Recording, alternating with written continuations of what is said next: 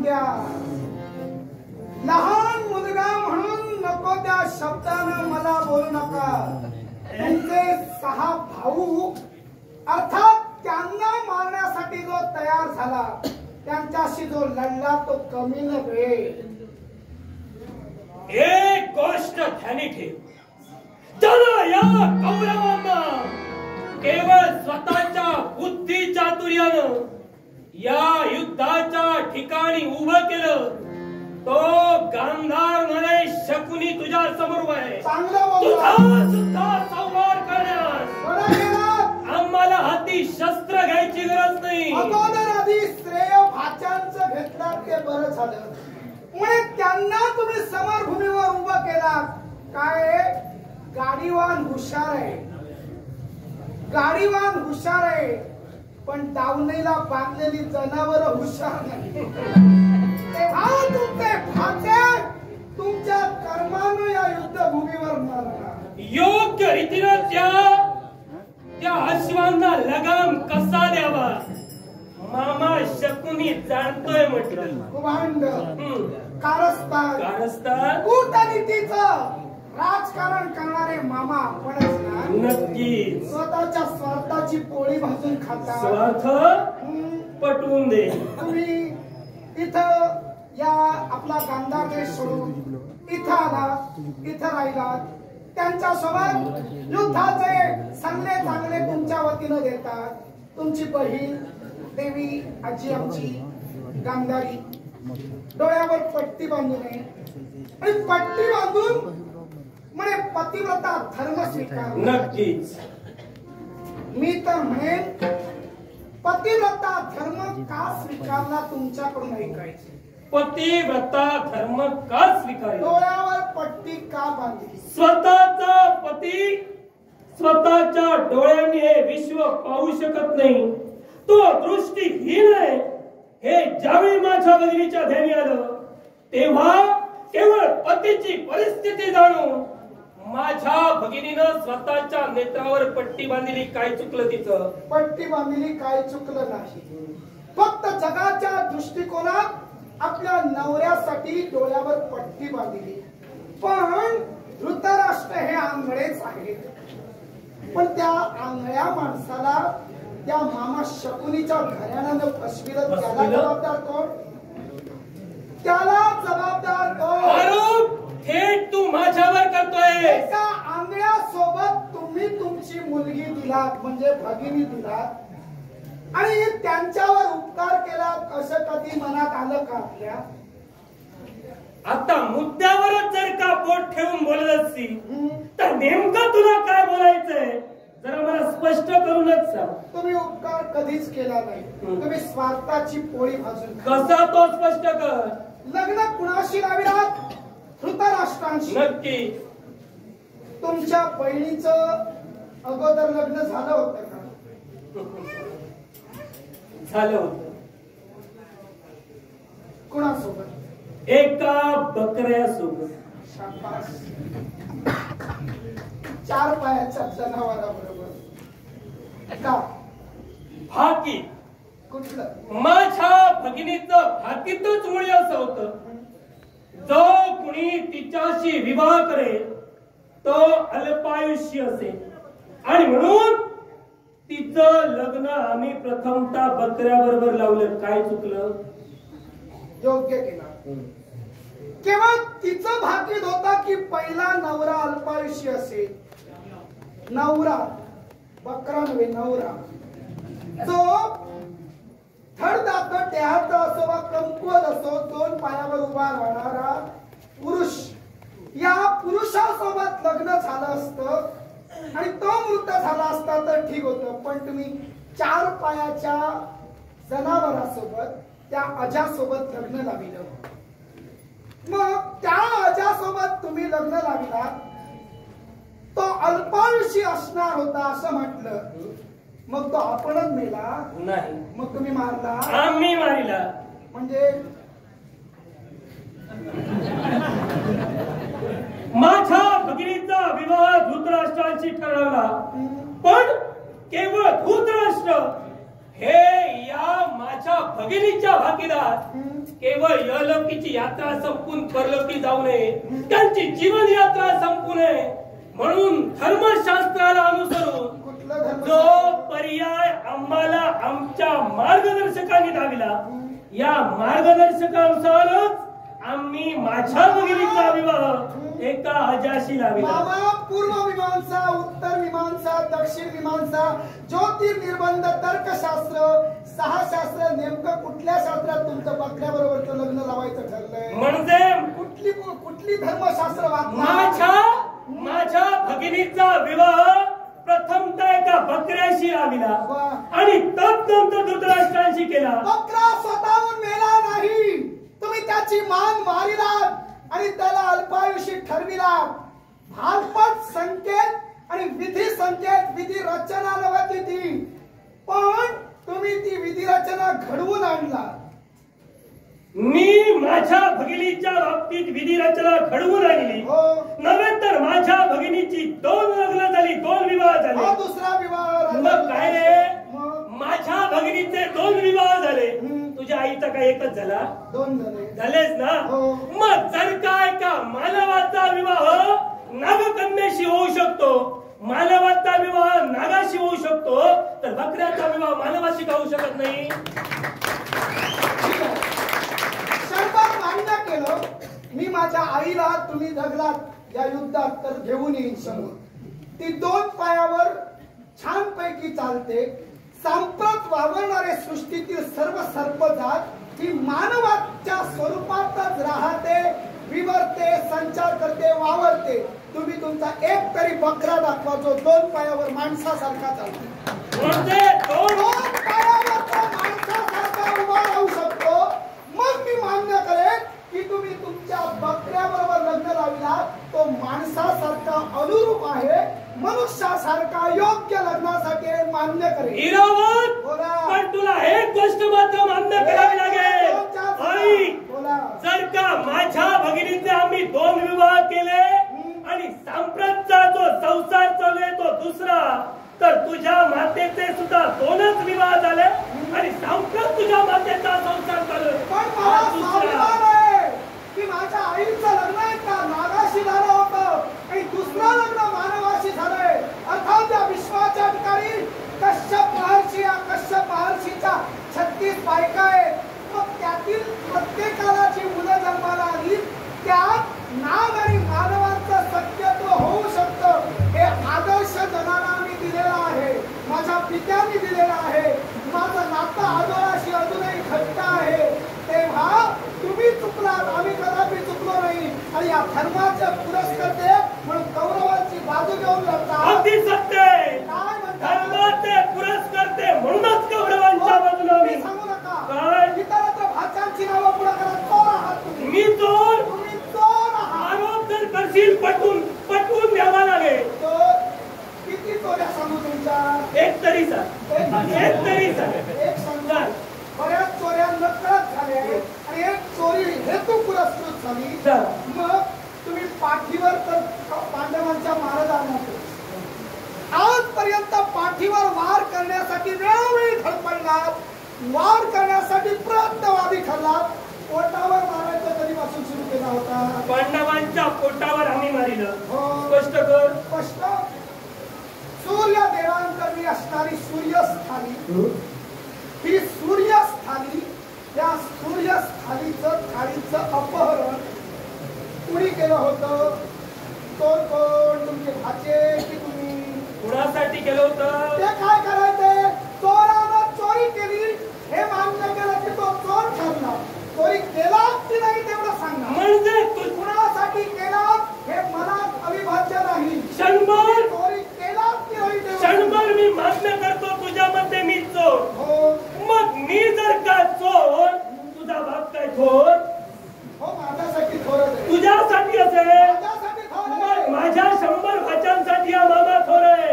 मला जर का तू चोर म्हणतोय, तुझा बाप सुद्धा चोर आहे. 100 थोडे खाली कमी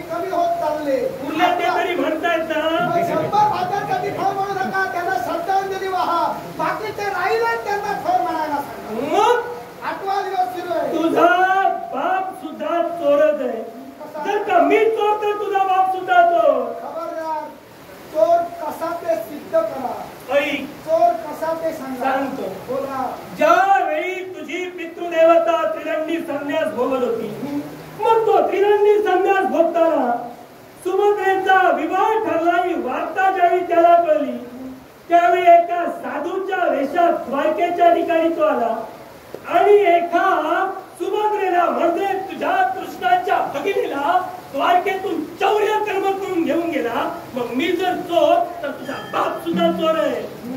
म्हणजे तुमचं षडयंत्र उधळलं म्हणून तुमच्या काव्यवादपणा तुमचा उद्ध्वस्त झाला म्हणून चोर नाहीये का?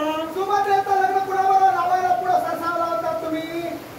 कुणाबरोबर? माझ्या भाच्यासोबत. म्हणजे तुमचं बरं झालं नाही म्हणून दुसरा चोर. सुभद्रा देवी सुभद्रा माझ्या माता या पार्थ राजांशी लग्नासाठी कधी देऊ केल्या होत्या? कधी देऊ केल्या होत्या? वयात आल्यानंतर की अगोदर त्यांचं प्रेम होतं? बालपणापासून एकमेकांना त्या वरद होत्या की नाही? एकमेकांचं नितांत प्रेम होतं की नाही? सर्व गोष्टी मान्य. मग मला सांग दुसऱ्याचं प्रेम तुम्ही आधी दुसऱ्याच्या नावावर तिसऱ्याच्या नावावर कसं करायला गेला? मग सांग जर का पार्थाला मान्य होतं आणि लहानपणी जर का त्यांचा विवाह ठरला होता मग तो संन्यासी आहे. मोह माया मन मत्सर या साऱ्या गोष्टींचा त्याग करून तो एकांत स्वीकारतो तो संन्यासी. मग असं असताना तुझ्या बापाच्या मनात मोह आणि काम निर्माण झाला कसा? हे राहू द्या ते सांगे ना. पण मी विचारतोय माझी पितृदेवता त्रिदंडी संन्यासात असतानाच तुमच्या दुर्योधनाला लग्नासाठी मुहूर्त होता नंतर नव्हता. त्रिदंडी संन्यास पूर्ण होईपर्यंत तुमच्या सुयोधनाबरोबरचं लग्न तुम्ही थांबू शकणार नाहीत का? मग म्हणजे तुमचा काव्यवादपणा होता. धनुर्धारी पार्थ त्रिदंडी संन्यासात आहे तोपर्यंत दुर्योधनाचे हात पिवळे करूया नाहीतर हात लाल होतील. या विश्वात द्वारकेचा द्वारकाधीश बलरामाला सुद्धा याची कल्पना होती की सुभद्रेचा विवाह पार्थाशी ठरला. मग ज्यावेळी विवाहाची सांगता करण्यासाठी मी बलरामापर्यंत गेलो या गोष्टीची जाणीव बलरामाला होती. मग बलरामाला जाणीव असताना सुद्धा जर का त्यानं सुभद्रेचा विवाह माझ्या मतानुसार सुयोधनाशी ठरविला यात माझी काय कटू कारस्थान आणि विष तुमचा ते जहाल करल तेव्हा बलराम दादोबांपर्यंत तुम्ही होतात आणि म्हणून हा प्रकार घडला. नपेक्षा कुणी मान्यता दिली नसेल. त्रिदंडी संन्यासाचं कुणाला सांगतात? त्रिदंडी संन्यासाचा अर्थ काय? तीन दंड आहे. वाग्दंड, कर्मदंड आणि मनोदंड. हे तिन्ही दंड एका क्षणाच्या निमिषात तोडले असतील तर त्रिदंडी संन्यासातून मुक्तता होते.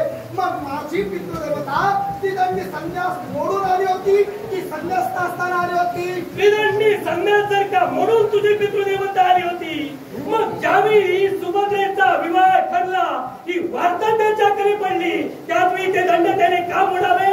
जर का त्याला संन्यासाचे नियम द्यात होते की मी दंड एकाच वेळी छेदल्यानंतर हा संन्यास पूर्ण होणार मग संन्यासासाठी का गेला? प्रश्न आयुष्याचा होता.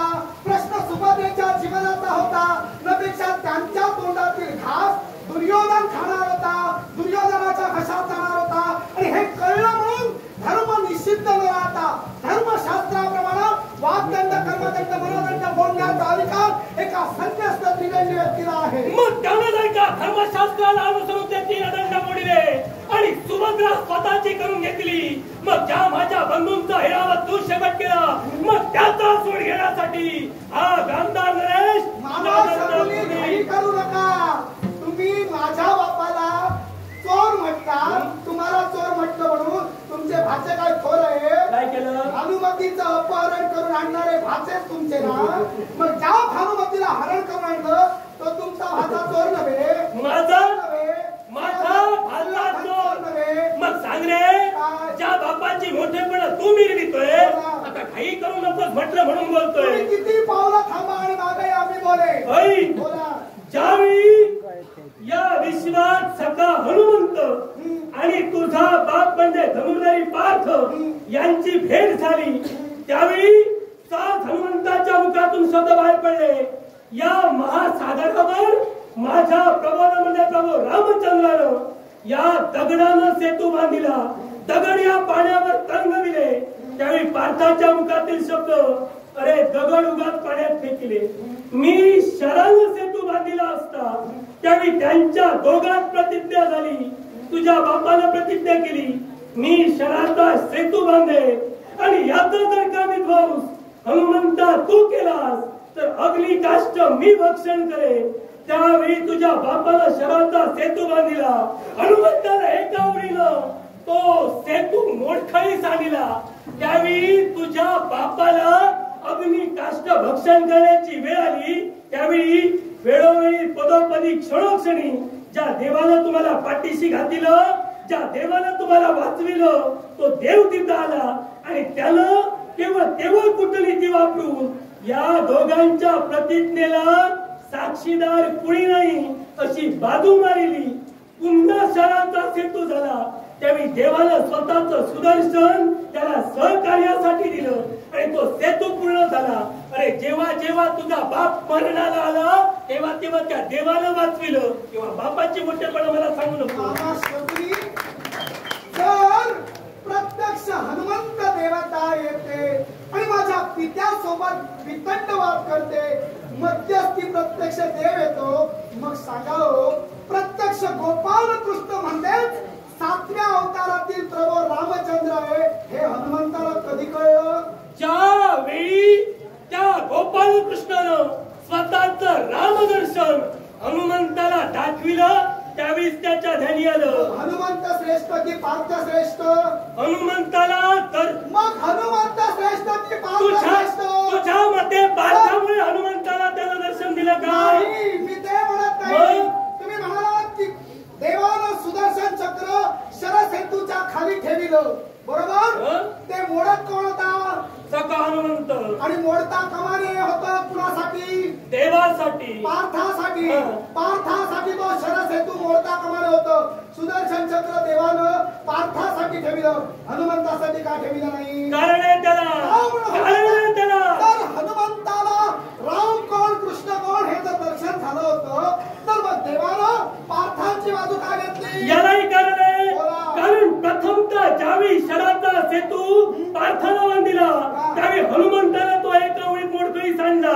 देवाला याची सुद्धा खात्री होती दुसरा सुद्धा सेतू हनुमंत मोडकळीस आणे आणि म्हणून पार्थाला वाचविण्यासाठी देवानं सुदर्शन चक्राचा कोणी साधं उदाहरण द्या. जो प्रत्यक्ष जगाचा ईश्वर परमेश्वर पार्थांसाठी आपल्या हनुमंताला काही क्षण बाजूला ठेवून केवळ शरसेतूच्या खाली सुदर्शन ठेवतो आणि आपल्या पार्थाचं रक्षण करतो. आता येतो धर्मस्ततो जय. जिथं धर्म तिथं जय आणि कृष्ण तिथं विजय आहे एवढं सुदर्शन चक्रावर लक्षात घ्या. म्हणजे पार्थ केवळ नव्हे तर तुम्ही पंचपांडव त्या देवाच्या छायेखाली जगता म्हणून आतापर्यंत वाचलात. पण एक गोष्ट लक्षात ठेव, प्रत्येक वेळी तुम्ही वाचालच अशातला काही भाग नव्हे. आतापर्यंत मी तुझ्या समोर आलो नाही, आता सांप्रत तुझ्या समोर उभा आहे. तेव्हा आजचा दिवस हा नक्कीच कौरवांच्या विजयाचा असेल. शकुनी तुम्ही ठरवा ते होईल असं नाही. प्रत्येकाच्या केवळ याजवल्य अशा मंत्रविद्युलतेच्या शरसंधानावर ते अवलंबून आहे. सोडा शरसंधान होऊ नये तुमच्या सोबत हा तेव्हा इरावण सज्ज आहे. इरावण सज्ज आहे. बाबा पुण्याची प्रीत गड्याला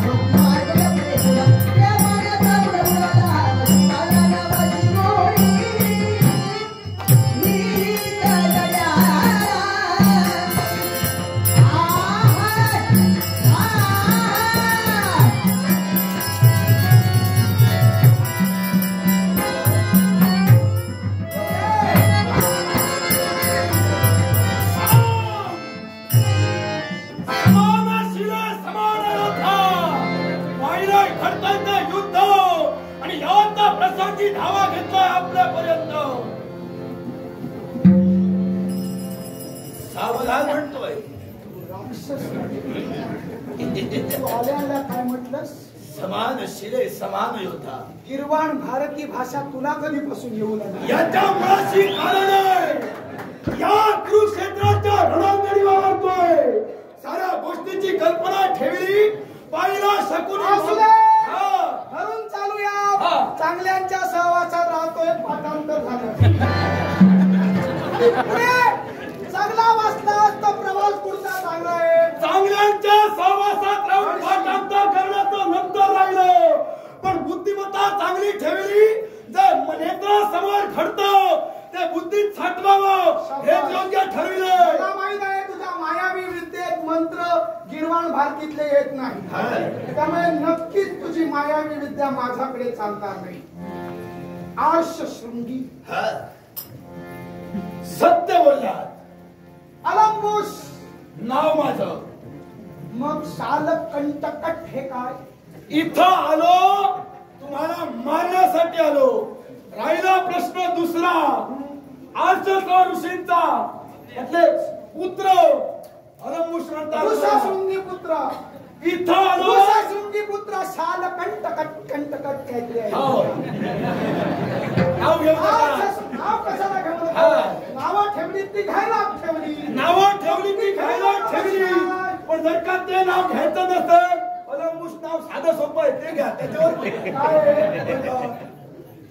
अलंबुस तुला चिमटे काढले तरी कुणीतरी म्हणणार साध्या माणसाला चिमटे काढले.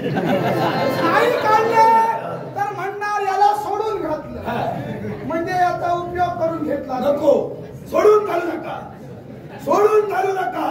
कारण तो कलंक तुम्ही घेऊ नका. मी घेत नाही. तुला चिमटे काढा. हळूहळू काढा. चिमटे हळूहळू काढा. सोसले तर काढा. या युद्धात सहभाग कुठल्या कारणानं? याच्या मुळाशी कारण आहे. भरती मिळाली म्हणून भरती. काहीतरी कर्तृत्व कुणाच्या बाबतीत वैमनस्य म्हणून उतरलास. भरती मिळाली म्हणून भरती घेतलेली नाहीये. मनाच्या ठिकाणी भरती घे. भरती घेणाऱ्यांनी आधी प्रगती करा आणि नंतर भरती घ्या. याच्या मुळाची कारण आहे. या अग्निकुंडात उडी ठोकली. मनाच्या ठिकाणी एक सूड भावना मागली. एकच माझा बंधू म्हणजे बकासूर. या बकासुराचा शेवट आपल्या पांडवांनी केला. आणि त्याचा या कुरुक्षेत्री कौरव पक्षाकडून मी लढतो. बकासुराला मारू नये असं काय दिवे लावले होते? काय दिवे लावले होते? काय वाईट केलं होतं त्यांनी ते सांगा. काय वाईट केलं नको. काय करत होता ते सांग. काय करत होता? काय करत होता? माझा बंधू बकासूर एक चक्र नगरीच्या ठाई वास्तव्य करत होता. बरोबर मान्य. मला सांगा माझा बंधू मारला गेला हे वाईट म्हणणार नाही. म्हणजे बरं आहे. तसं नव्हे. तो भोजनावरती बसलेला असताना मारला त्याला. म्हणजे उपवासी मेला. उपवासी मेला. पण मला सांगा एखादा जीव जर स्वतःच्या उदरासाठी कुठल्या तरी गोष्टीचं क्षमन करतोय त्याचं चुकत होतं. कुठल्या तरी हे चुकलं. कुठल्या तरी गोष्टीचं भक्षण करतोय हे चुकलं. म्हणजे बोलण्याचा अर्थ काय काय त्यानं आपल्याला खायला हवं म्हणून सक्तीचा जोकर एक चक्रा नगरीतील प्रत्येकाच्या घरावर दिलं होतं. प्रत्येकाच्या घरावर ठेवलं गेलं होतं. एक गाडा अन्न त्या समवेत 2 रेडे आणि घरातील एक करता पुरुष. गाडावर अन्न 2 रेडे. 2 रेड्याच्या जागेवर 5-6 रेडे मागवायला नको होते त्याला. नको होते त्याला. ते तो गेला. त्यामुळे त्याला हवे होते की नको होते तुला कळणार नाही. ठरलेल्या 2 भागवत होता ती गोष्ट वेगळी. पण माणूस खाण्यासाठी का? याच्याही मुळाशी कारण आहे. माणूस खाण्यासाठी का? त्याच्या बुद्धीला पटलं विश्वाच्या ठाई एक जीव दुसऱ्या जीवावर अवलंबून आहे. मला सांगा तुम्ही सुद्धा दुसऱ्यावर अवलंबून आहात फक्त जेवणासाठी दुसऱ्यावर अवलंबून आहात. तुम्ही सुद्धा कुठल्या तरी पशुचा घात केला असाल मग त्या पशुला तुम्हाला मारायचं. पशुच्या बाबतीत बोलू नका कारण पशु या विश्वात साखळे चारच स्वेदज अंडज आणि उद्भिज 21 लक्ष स्वेदज 21 लक्ष अंडज 21 लक्ष चारच आणि 21 लक्ष उद्भिज 84 लक्ष जीवयोनी आहेत. कुणाला खायचं आणि कुणाला नाही ते कळतं आम्हाला. तुम्ही मानवाला खाऊनच का शमन करत होता वगैरे कारण आम्हाला मानव पचत होते आम्ही खात होतो. तुम्हाला पचत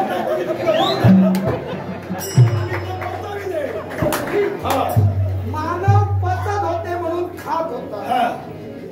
मग जेव्हा बकासुराला ठार मारिलं तेव्हा बकासुरा बरोबर तुझ्या जमातीतले किती जण होते तुला माहित आहे? ते सगळे जण भीमराजांना भीम काकांना शरण गेले आणि भीम काकांना म्हणाले की हे भीमसेन आम्हाला अभय द्या. बकासुरांना मारिलं त्याबाबत आम्हाला काही वाटत नाही पण आम्हाला पुढच्यांना जगू द्या तेव्हा आम्हाला अभय द्या. तेव्हा भीमसेनाने त्यांच्याकडून शब्द घेतला अभयदान देईन पण एकाच अटीवर आजपासून तुम्ही मानव भक्षण करणार नाही.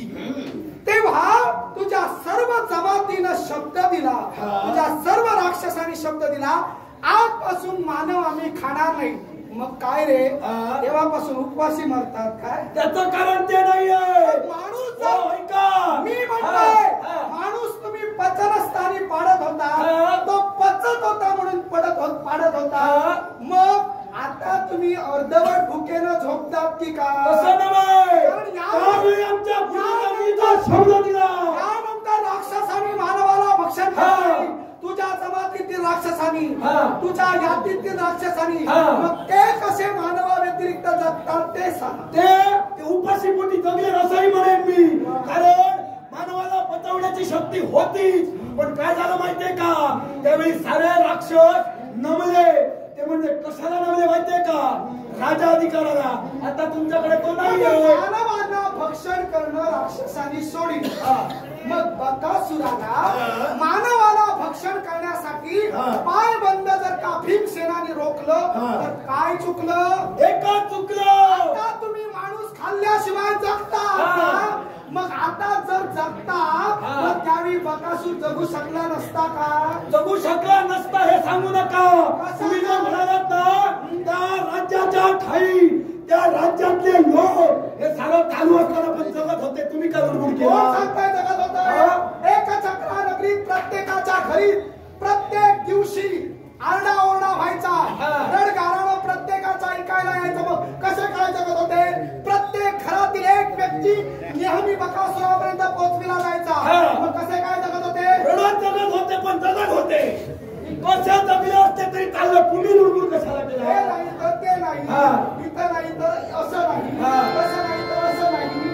लक्षात ठेव ज्यावरती तुमची राक्षस जमात मानवाला भक्षण करण्याशिवाय जगते अर्थात माझ्या भीमसेनाने केलं ते उचितच होतं. तेव्हाही उचित म्हणणारा मी तरी नव्हे. कारण तुम्ही जे करता तुम्ही तर पशूंना मारता. मला सांगा हे मी चुकीचं म्हणणार नाही. कारण पशूंना जगण्याचा अधिकार नाही मग त्यांना तुम्ही मारू नका. आम्ही पशु सोडू आम्ही कडधान्यावर जगू. तुम्ही कडधान्यावर जगा आम्हाला ते जमणार. मग तू जगू शकत नाहीस मग इतरांचा सांगू नकोस. भीमसेनांसाठी तुम्ही मानव भक्षकाने पाडणं सोडिलं अर्थात तुम्ही दोषी आहात. मानवाला